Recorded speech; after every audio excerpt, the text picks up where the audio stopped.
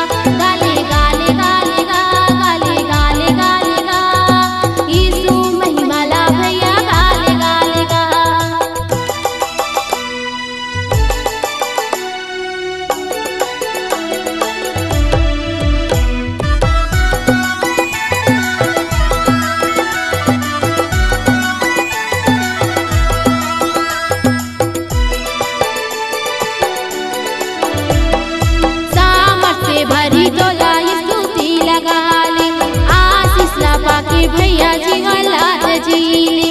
सामर्थ भरी तोला